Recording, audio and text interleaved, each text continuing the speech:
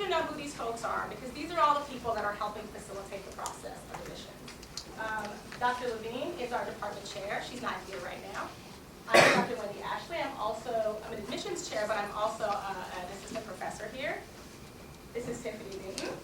She is the one you will talk to so much through this process.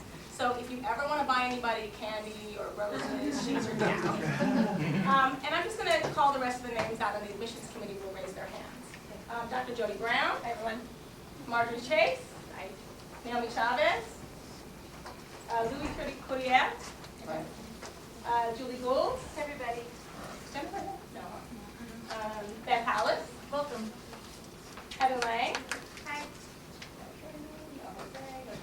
Okay, those are the folks that are here. Those are all the ones you should look for in the future. Okay, let's get started. So let me let you know a little bit of history about our program. Before we got started as a social work program, all of the social work courses were taught in the sociology department. Dr. Jean Daniels, one of our professors, thought it would be a great idea to start our own social work department. So that slowly evolved into the program we have today. And our first cohort of 24 students started in August of 2005 and graduated in May of 2007. So we are a relatively young program. Here they are. Look at those happy, shining faces. We'll take that in for a moment. All right. So we have grown significantly in the past few years. In all of our programs, we have about 200 or more students each year with 5 cohorts at any given time. What that means is that for our on-site programs, we get anywhere between 400 to 500 applications for 100 spots. It is quite competitive to get into our program. In addition to our on-site program, we have 3 off-site programs. And we'll go into a little bit more detail about those in a moment. They are DPSS, they are COC, and they are online. I'll tell you what all those things mean in a second. Before I get to that slide, I want to talk to you a little bit about what our mission is. There's a lot of words, you can look it up on the website, but what I want you to pay attention to is our mission as a department is to prepare social workers to promote the well-being of individuals, families, and communities in an urban setting. Unlike a rural setting, an urban setting has specific challenges, right? It's a little bit different. Through research-informed knowledge, what we're going to do is we're going to help you to prevent problems, develop programs and policies that build on strengths, empower clients, and advocate for a diverse and just society. It's pretty significant. It's a lot to do. So what is special about us is that we are an urban family. We support, our focus is urban family practice. And many people come to this program not having an understanding of what that means. As I said a few seconds ago, urban environments are challenging. They require some specific skills. If you can think about it this way, urban family practice is like a lens by which we look at clients and families. So everyone is connected to a family some kind of way. Whether it's a biological family, whether it's an adopted family, whether it's the family you choose by marrying somebody, or whether it's the people in your life that aren't necessarily related, but that are people you consider your family, right? Or it's your church, or whoever else you consider. And so we use that lens to look at clients and for ways to intervene, on these levels. We have a generalist approach here. We do not have concentrations. Other schools have concentrations, right? Mental health, whatever. We have a generalist approach, and our thought behind that is that we feel like you should be prepared to work anywhere. We want to give you a little bit of everything so that you have a good sense of how to be a social worker in any setting. Because of that, you will have skills in how to be a micro-practitioner. You'll be able to do individual sessions with clients, one-on-one work. You'll be able to do meso-practice. You'll be able to work with families and groups. And you'll also be able to do macro-practice, where you work with communities and organizations. We prepare you to be effective social workers in a multitude of settings. And we are also, it also is a very non-traditional approach. So when I talk about families being non-traditional, and urban families being very challenging, we have our own non-traditional approach as well. Our program is fully accredited by CSWE. A lot of people don't know what accreditation means. Make sure if you're applying to a social work program that you take care to see that it's accredited. The CSWE stands for the Council on Social Work Education, and these folks really heavily scrutinize every social work program to determine that they are teaching what the concepts or the competencies that you need to be effective social workers.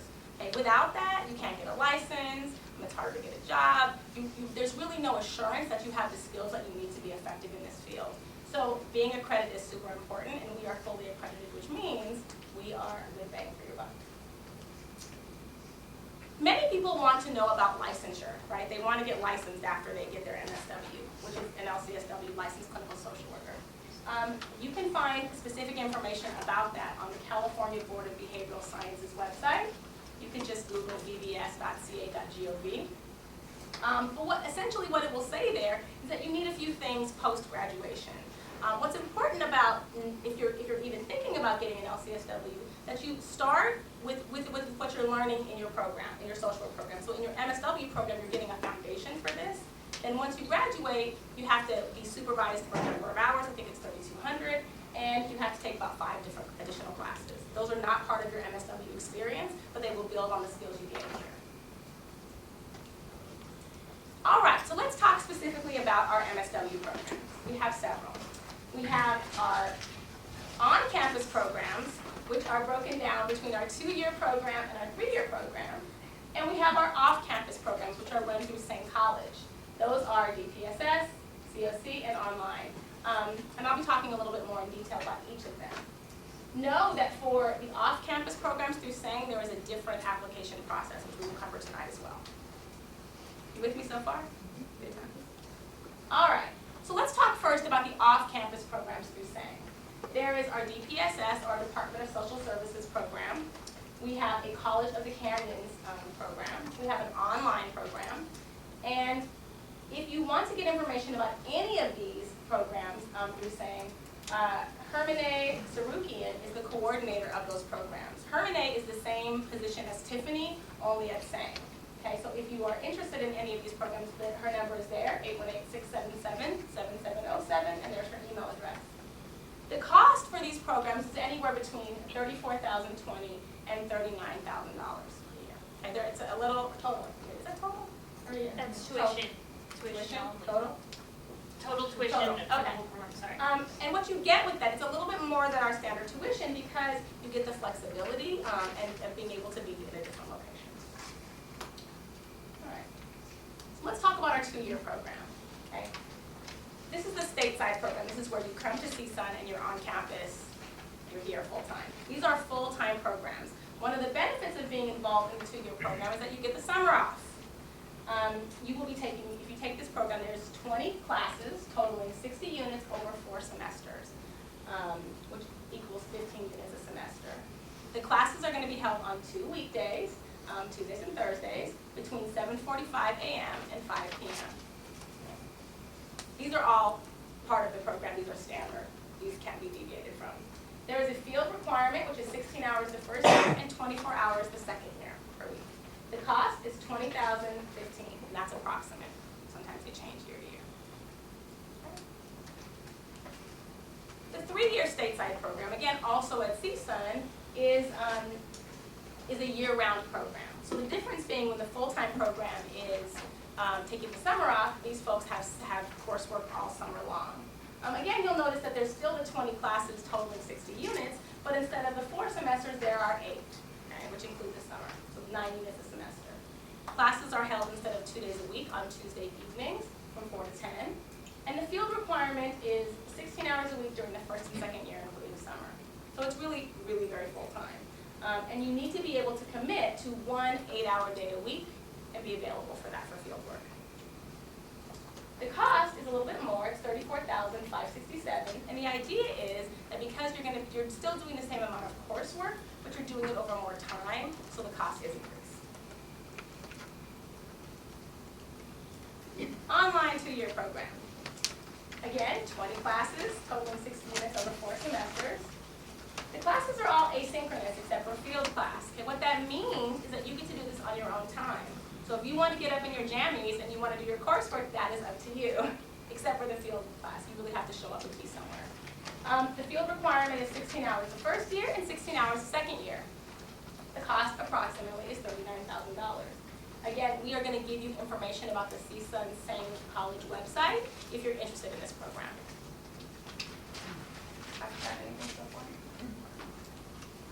All right, off-site 3-year program. This is at College of the Canyons. 21 classes, totaling 63 units over 8 semesters, including summer. So similar to the 3-year stateside program, you are in school year-round. Okay?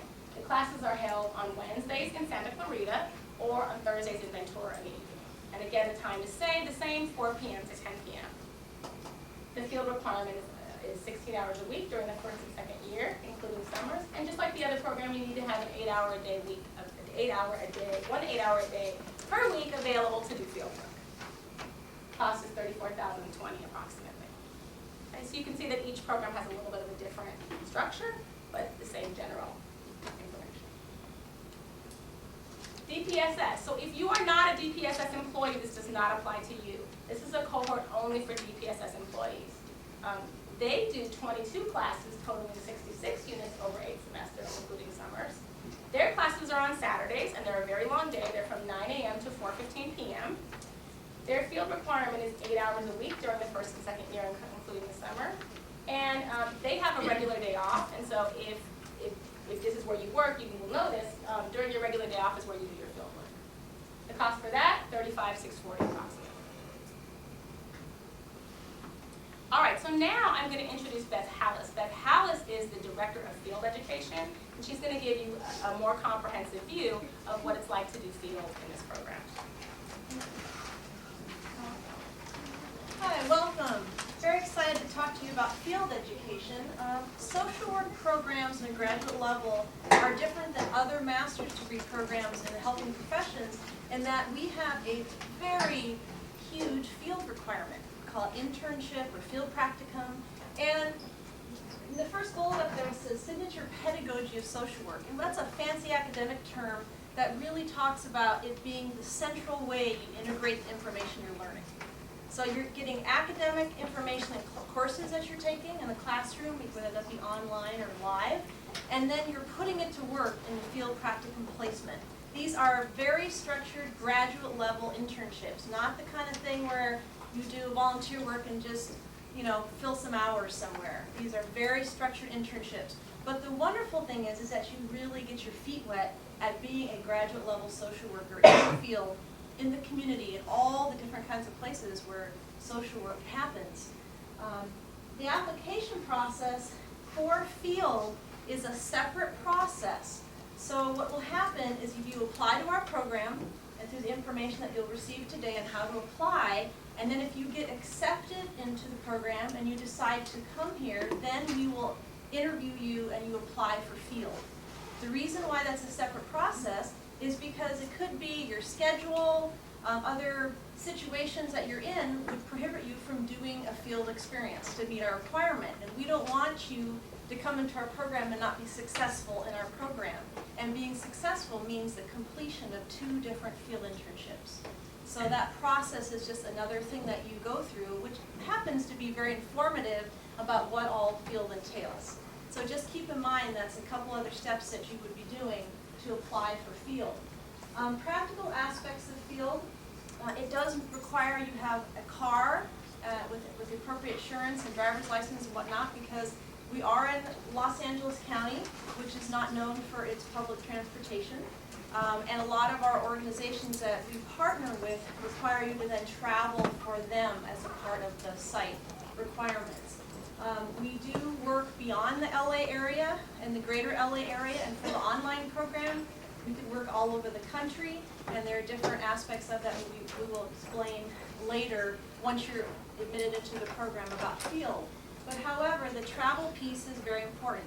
The only exception to that requirement would be if you have a documented disability and work with our disability office on campus, and we will try our best if we can accommodate you in some other travel arrangements. But most students have the ability to travel to and from their placements.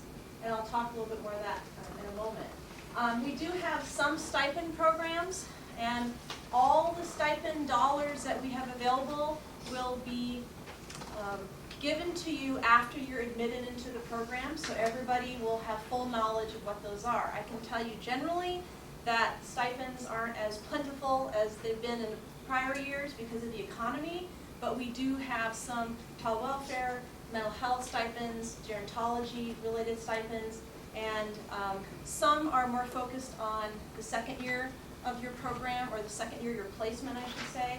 For most would be that second year, but there are others that are first year. But it's sort of a moot point at this level of the process because you don't get any information about those until you've been accepted and you accept to come into our program.